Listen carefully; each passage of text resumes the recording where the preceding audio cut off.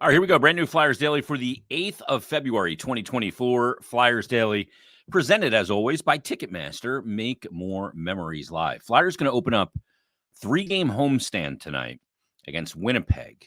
And they'll be back Saturday at home against Seattle. And then they'll face Arizona coming up on Monday. That'll be the 3-game trip. Then they'll head to Toronto. Then they'll play the Toronto Maple Leafs on the 15th. And then that Saturday night, the 17th, it'll be the game in the Stadium Series against the New Jersey Devils. Flyers are the road team. Then they'll return to regular action on the 21st against the Chicago Blackhawks. Then it's the Rangers at home in Pittsburgh and at home versus Tampa. So tough, some really tough opponents coming up there. And the Flyers need to find a way. They need to find a way to match the results they get on the road, like where they ended their 5-game win streak the other night in Florida with a 2-1 win over a really good Florida Panthers team. They need to find a way to match those results at home that they get on the road. They've been far better on the road this season. And I think sometimes that's a bit shocking when you first hear it, because the assumption in team sport is always that home field, home ice, home court, home whatever is always better. It's not necessarily the case. I think that's been over the last couple of years, with kind of the buildings being very similar in design and obviously the field of play in 3 of the sports, football, obviously, basketball, and hockey. Home ice advantage is mitigated a little bit. But still, that being said, I really did a deep dive on trying to figure out why the Flyers are so much better on the road than they have been at home this season. So we'll go over that in a minute, but it's Winnipeg tonight. And the Flyers saw Winnipeg just a little while ago, not that long ago.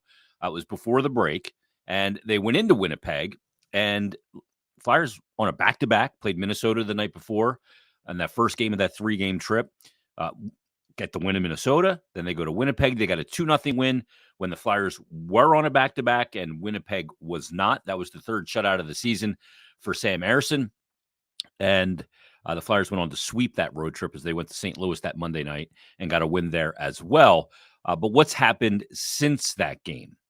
Well, we know the Flyers had the 5-game skid that they just ended on Monday or Tuesday. And they are a team that is looking to string together some wins. But after that game against Winnipeg, Flyers actually, put together some nice wins after the Winnipeg game that they won back on January 13th. Matter of fact, you go back to January 13th, they beat Winnipeg, they beat St. Louis, then they beat Dallas, which was the 5th of their 5 straight wins, and then the 5 straight losses: Colorado, Ottawa, Tampa, Detroit, and Boston, before winning this week on Tuesday, 2-1 against the Florida Panthers. But Winnipeg, since that loss, won 2 straight right after. They beat the Islanders 4-2, and they beat Ottawa on the road 2-1 in overtime. But then they've lost 4 straight games. They lost on the road at Boston 4-1. They lost at Toronto 1-0 in overtime. Goaltenders duel there. That was Laurent Brossoit.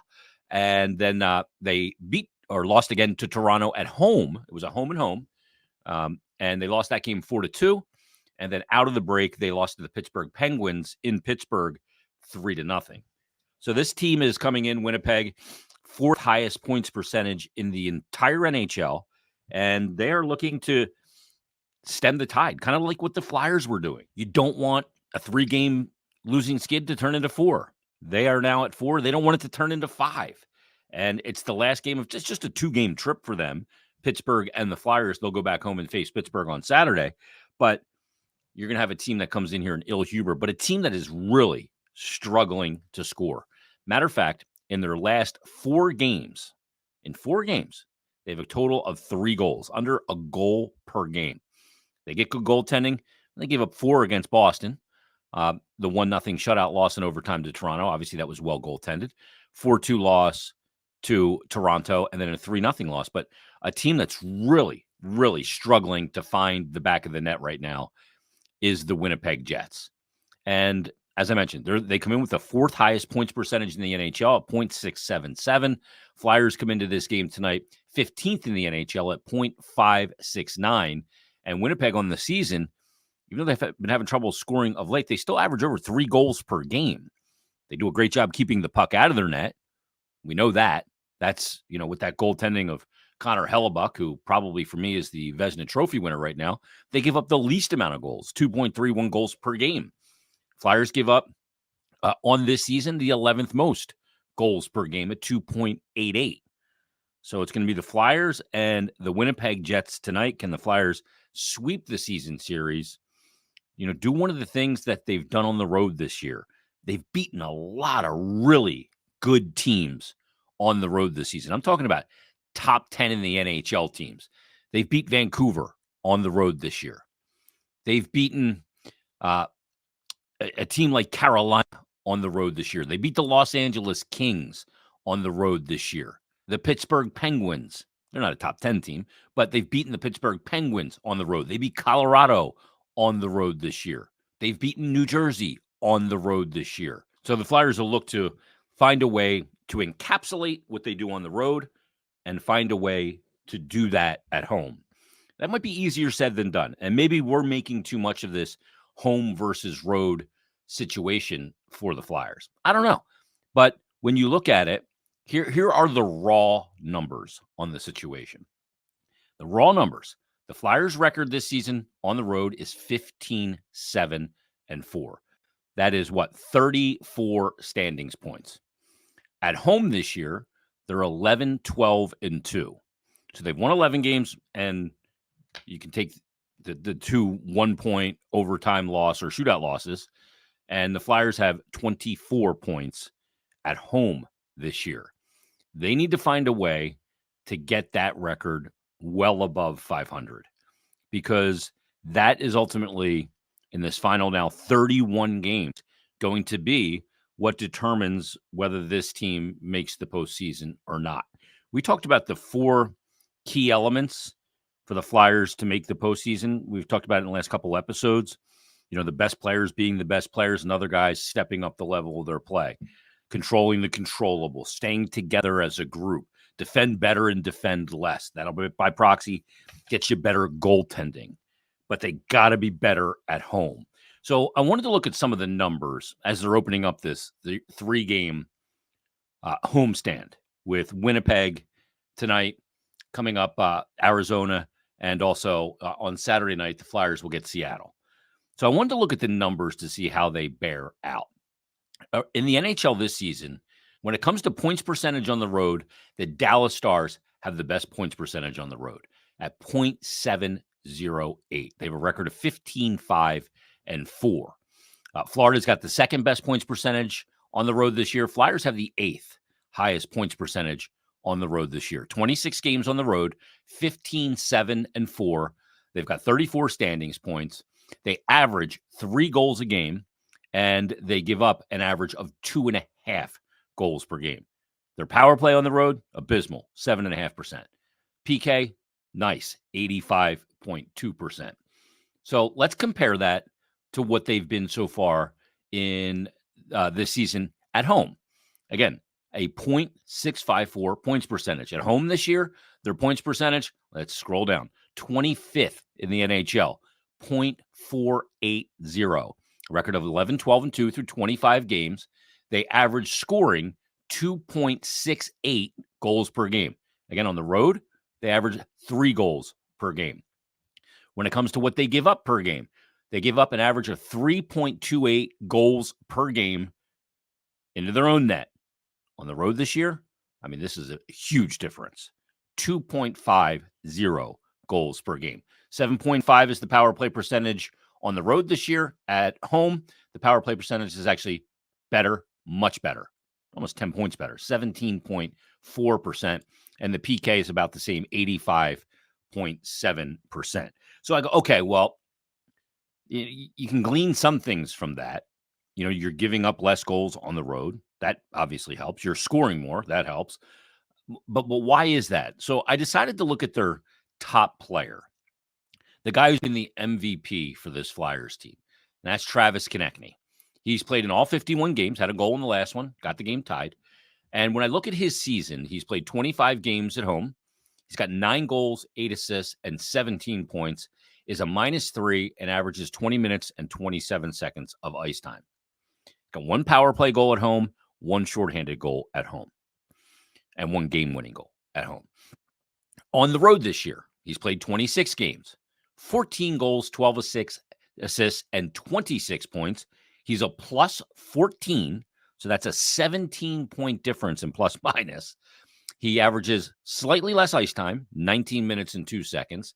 He's got 1 power play goal, 4 shorthanded goals, and 1 game-winning goal. Why are the numbers so different? Is this just a one-year anomaly? So let's look at Travis Konechny's career. At home in his career, he's played 267 home games. He's got 188 points, 87 goals, 101 assists.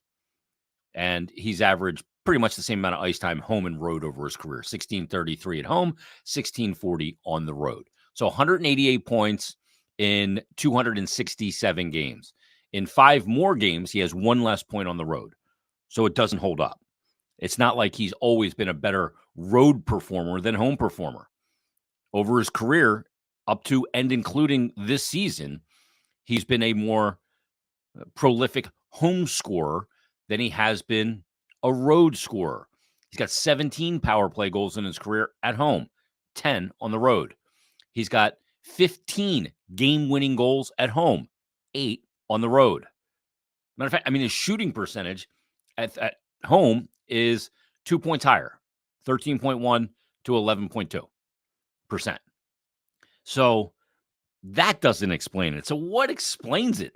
You know what? I have no idea what explains it. I don't know why they haven't been as good as home.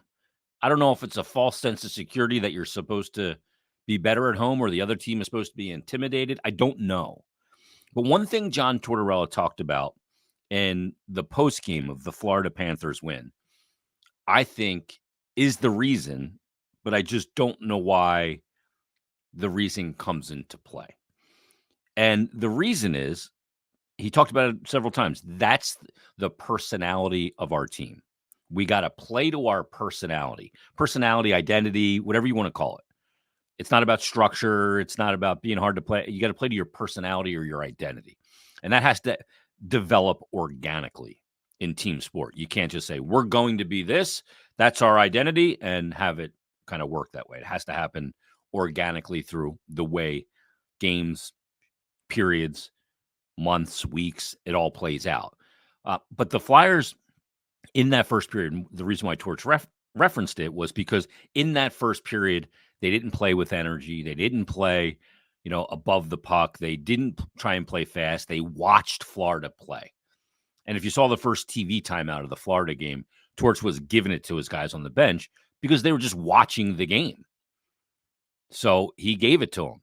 And when they came out in the second period, they played a totally different game. They grabbed control of the game. They played to their personality. They played to the identity that they organically forged this year. And Torch said he went in after the second period and said, you guys got to be kidding me. That's the team we can be. We're a good team when we play to our personality. And I thought that was really interesting because that's the first time since John Tortorella has been here that I think I've heard him say, we're a good team. This is a good team. I know it's a bit shocking that the Flyers are where they are. I know it's a bit like, whoa, we didn't see this coming. Totally understand it. But make no mistake about it. Like sometimes when we look back at that team in 1920, before the pandemic, Alain Vigneault's first year here in Philadelphia, we look back at that team and say that was just another false pariah. That's not true. If you go back and look at that team, the underlying numbers, the raw stats, the eye test, and you look at it, that was a good team. That was a very good team. I think they were 7th in goals for, 7th in goals allowed. PK was good. Power play was solid. Good goaltending, good defense. It was all the ingredients were there for that team. When you look at this team, I think we've been grading on a curve, since 2012 in some ways. And if you look at this team, you'll look at the underlying numbers. Are they perfect? No, power play needs to be way better. PK's been great. That has saved their bacon. Structure's been better. We talked about it yesterday's episode. They lead the NHL in chances off the rush.